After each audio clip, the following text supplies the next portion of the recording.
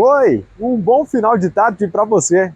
Já estamos em mais uma quarta-feira, outro meio de semana. E a partir de agora eu trago notícias do bem para terminar o seu dia de um jeito mais leve.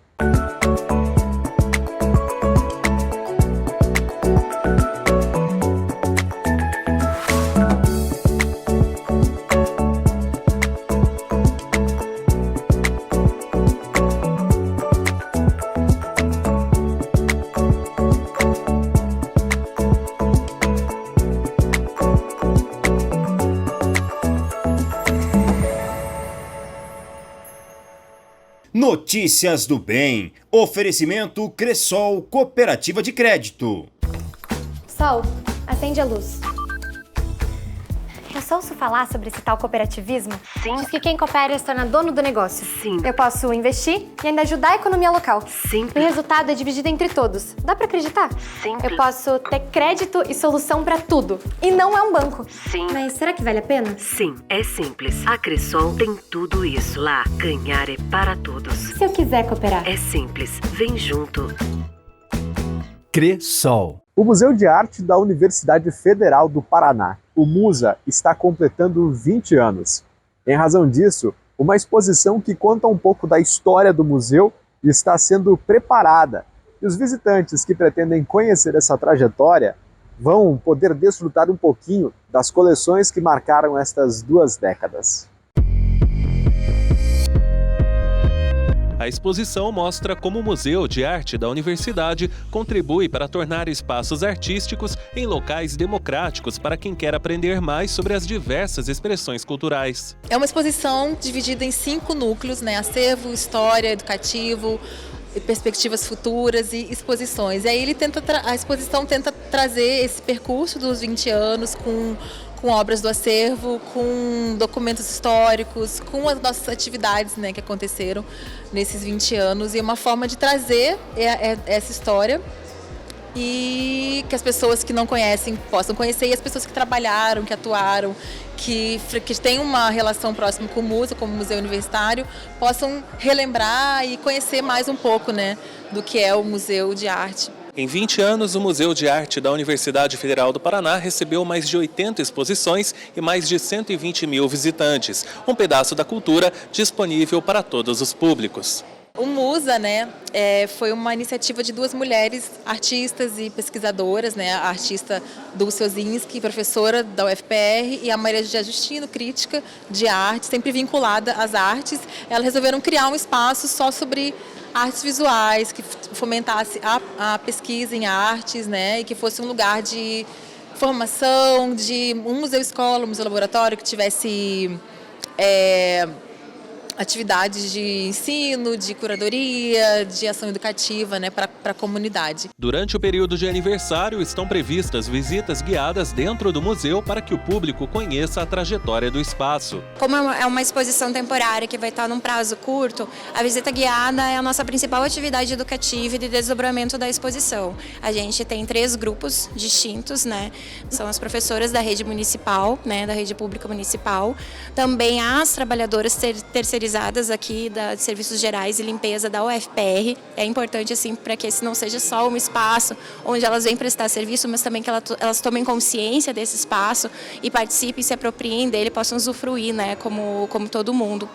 E o outro grupo são os estudantes da Unespar de Museologia, porque um dos nossos monitores que vai desenvolver atividade mediada, ele é de lá, dessa universidade, que é o único curso que a gente tem, inclusive, de museologia aqui na cidade. Então, a gente vai aproximar esses estudantes para, inclusive, conversar e pensar um pouquinho mais a construção desse museu. A mostra fica aberta até 23 de setembro e a visitação acontece de segunda a sexta-feira, de 9 da manhã às 6 da tarde. A entrada é gratuita. A gente tem que entender que ele não é um museu como os outros, né, que temos na cidade, como os outros equipamentos públicos.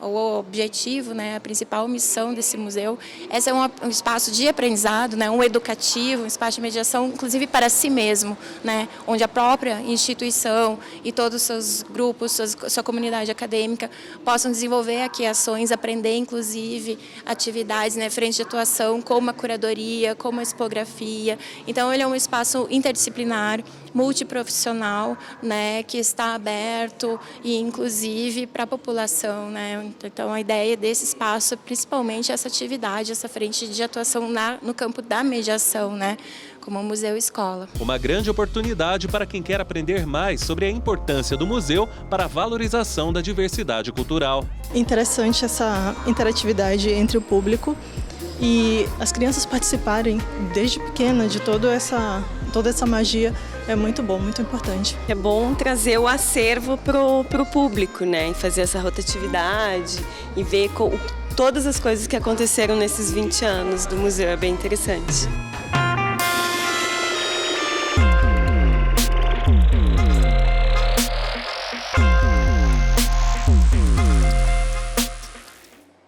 A gente está sempre falando dos bichinhos de estimação aqui nesse programa. E além dos cães e gatos, há outras opções para pets. Uma delas são os coelhos, que acabam sendo uma boa pedida tanto para ambientes externos, como também para dentro de casa. A Mirella é mãe de gêmeas e, após um pedido das meninas, decidiu dar um coelho para cada uma. O Tambor e o Pulinho estão na família há 2 anos. O Tambor, que é esse cinza aqui, ele é bem doce, ele é bem carinhoso, muito tranquilo. Criança pega, criança brinca, não tem problema nenhum, ele é muito fofo. O Pulinho, ele é mais serelepe, ele é mais danadinho, então às vezes ele dá uma rosnadinha quando ele estranha alguém. Mas de maneira geral eles são muito parceiros. Não são de roer as coisas em casa, são domesticados, eles aprenderam a fazer xixi no lugar certo. Eles já têm uma rotina, a gente aprende alimentação que também é muito fácil. São bichinhos de baixo custo, então assim, não tem banho constante, pet shop, vacina, essas coisas que normalmente o cachorro encarece um pouco, né? Eles não. A Márcia é criadora de coelhos há pouco mais de 3 anos. É daqui que vieram os orelhudos da Sara e da Mirella. Tudo começou quando ela resolveu ter um bichinho diferente em casa. Quando a gente percebeu que eles são amorosos, eu percebi que mais pessoas poderiam ter esse amor, né? Digamos, um amor meio que incondicional, porque quem tem coelho sabe do que eu tô falando, é um amor muito grande. E eu optei, então, fazer alguma coisa certa, sabe? Uma criação afetiva, que tivesse todo um cuidado. Para que as pessoas tivessem um coelhinho com procedência, com genética, com linhagem. Os coelhos são bichinhos silenciosos e com baixo custo de manutenção. Esses fatores, segundo a Márcia, têm contribuído com o aumento do interesse por esses animais. Hoje as pessoas estão procurando realmente um bichinho que te traga facilidade para o dia a dia. E que você consiga ter ali para chamar de seu, né, literalmente. Com o crescimento do número de tutores que vinham até aqui para levar um coelhinho para casa, surgiu também a necessidade de uma loja com produtos especializados nesses animais. A Márcia então abriu essa lojinha que tem de tudo, inclusive roupinhas para pets.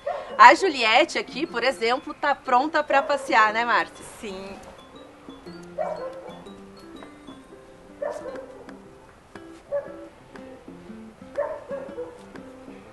Com o amor e os cuidados necessários, os orelhudos podem viver mais de 10 anos. Por isso, antes de levar o bichinho para casa, é preciso ter planejamento e responsabilidade. De qualquer forma, quem tem um coelho como animal de estimação adora a experiência e indica para outras pessoas. Ai, adote, compre e faça, porque coelho é acho que o melhor pet que eu já tive.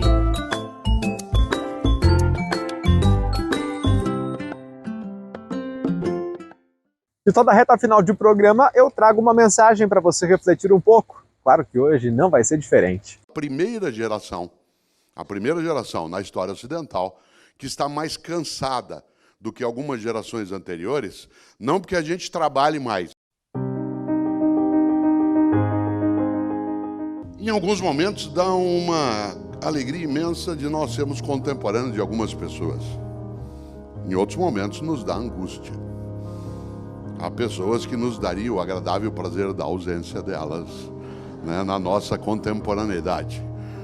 Eu fui contemporâneo e sou de várias pessoas das quais eu não tenho a menor ligação, né, e nenhum afeto de termos vivido na mesma época Aliás, fico feliz de que não estejam mais, né? Algumas ainda não estão no caminho da partida, mas poderão sê-lo, né, em qualquer momento, em qualquer instante. Uma das coisas boas, né, da contemporaneidade é exatamente essa condição. Eu me lembro demais de uma expressão, né, de um estupendo ator de teatro, né, do teatro francês do século XX, um homem chamado Pierre Dac. Aliás, eu mencionei quando estava no Auditório 1, né, que esta fala minha, ela está contida, né, em boa parte num livro que eu recomendo um dia se puder ter acesso, né, um livro chamado Gerações em Ebulição, o passado do futuro e o futuro do passado. E nesse livro, que é o diálogo com o Pedro Bial, como eu dizia antes, no livro nós retomamos algumas ideias, uma delas é essa que eu vou colocar agora, do Pierre Dac, que é uma frase que eu vou dizer 2 vezes pela profundidade e alcance que ela carrega. Disse Pierre Dac: o futuro é o passado em preparação. O futuro é o passado em preparação. Por isso, uma pergunta para você e para mim. Qual passado nós vamos ter daqui a 20, 30 anos? Qual passado nós teremos daqui a 20, 30 anos? O professor Rubens falava da FAAP, 1947. Tem um passado, né, imenso, se imaginamos o que é que se passou em todo esse tempo. Qual é o passado que nós teremos daqui a 20, 30 anos? Isto é, em 2039, 2049, nós seremos olhadas e olhados como aquela geração de adultos e adultas que fez o quê? Em relação ao mundo, à convivência, à vida em geral no planeta, à decência na existência, à formação das novas gerações que conosco estão. Eu quero lembrar algo, quem tem menos idade aqui, isto é, menos do que 40 anos de idade, talvez não tenha tanta clareza do que eu vou dizer agora, mas outras pessoas sem dúvida. Nós somos, aqueles que temos mais de 40 anos, a primeira geração na história ocidental que está mais cansada do que algumas gerações anteriores, não porque a gente trabalhe mais, isso até pode ser, mas porque nós temos uma carga maior de tarefa, de atividade. Quer ver um exemplo? Meus pais, isto é, a geração que nasceu, né, nos anos 1920 em diante, até meados dos anos 1930, pré-FAAP, né, a geração que nasceu pré-FAAP, essa geração, ela tinha uma tarefa, assim como todas as gerações anteriores a ela. Cada geração cuidava de sustentar a si mesma e aos seus filhos até determinada idade. Isto é, cada geração se encarregava de cuidar de si, prover a vida, prover recursos para si mesma e para os seus filhos, ou responsabilidades até eles crescerem. Quando eu fiz 17 anos, meu pai, com muita alegria, né, me cumprimentou, disse: filho, foi uma satisfação essa convivência, né? Desculpe qualquer coisa, né? Aquilo que eu podia te dar, que eu dei, foi educação e muito obrigado. Até a volta, que não aconteceu. Já imaginou? Vários de nós aqui com mais idade, nem tantos, porque aqui há muitos que são pais e mães muito jovens ainda de idade. Parênteses. Há um grande pensador britânico do século XIX, esse britânico, chamado Benjamin Disraeli. Ele, aliás, foi o primeiro-ministro da Rainha Vitória. Ele dizia: a vida é muito curta para ser pequena. A vida é muito curta para ser pequena. Aliás, essa frase circula na internet, muitas vezes como se fosse da minha autoria. Não sou o autor, gostaria muito de ser, tenho uma raiva imensa do Disraeli ter pensado nisso antes de mim. Mas isso faz parte da minha idiosincrasia. Eu agradeço a tua companhia, mas por hora não vai dar tempo de outras informações. Então amanhã eu volto, 15 para 7 da noite, com outras notícias do bem. E claro que você pode conferir mais assuntos no nosso portal, programanoticiasdobem.com.br, ou através das redes sociais. Uma boa noite para você. Notícias do Bem. Oferecimento Cressol Cooperativa de Crédito.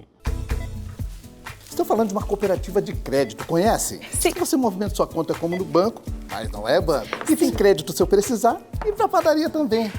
E que o resultado é dividido entre todos. E você pode investir com segurança. Sim, é simples. A Cressol tem tudo isso. Lá, ganhar é para todos. E se eu quiser cooperar? É simples. Vem junto! Cressol.